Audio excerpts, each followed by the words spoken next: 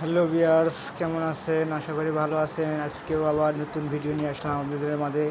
এই গাড়িটার সমস্যা হচ্ছে গাড়ির রানিং অবস্থায় ক্লাচ করলে গাড়ির চেনে খটখট করে ওঠে।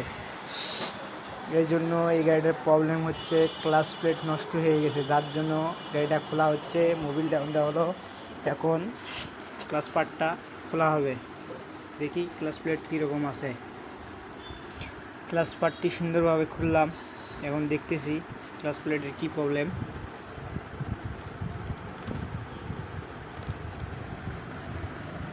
আপনারা দেখতে থাকুন, আমি ক্লাচ প্লেটটা খুলতেছি।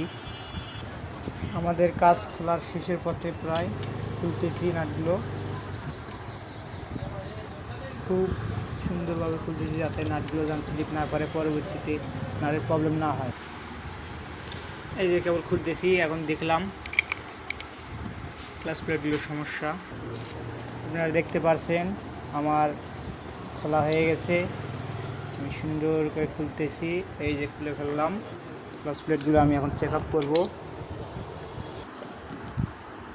ক্লাচ প্লেটগুলো বেশি নষ্ট হওয়ার কারণে দেখতে পাচ্ছেন এই যে ক্লাচে ধার হয়ে গেছে।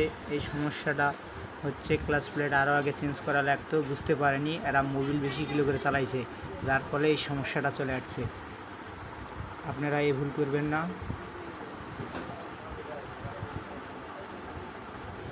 এই যে আমি দেখতে পারছি ক্লাচ প্লেটগুলো ধার হয়ে গেছে, যার জন্য ক্লাচ প্লেটে এই সমস্যা।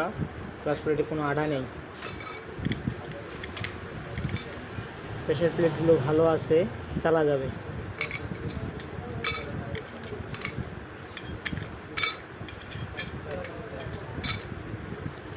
বাটির এখনও মোটামুটি বাড়ি ভালো আছে, আমরা এই বাড়িগুলো আবার চলে দেবো।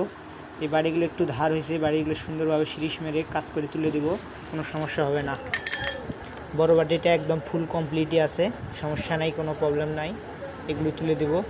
বড় কথা হচ্ছে যে আপনারা মোবিল, একটি গাড়ির নিয়মিত মোবিল চেঞ্জ করবেন, ভালো অয়েল তুলবেন, তাহলে এই ক্লাচ প্লেটের সমস্যাটা হবে না। পরবর্তী নতুন ভিডিও দেখতে চাইলে আপনারা লাইক, শেয়ার, কমেন্ট অবশ্যই করবেন। আমি আবার আপনাদের ভালোবাসা পেলে অবশ্যই আবার নতুন ভিডিও ছাড়বো। আপনারা ভালো থাকবেন, সুস্থ থাকবেন। আল্লাহ হাফেজ।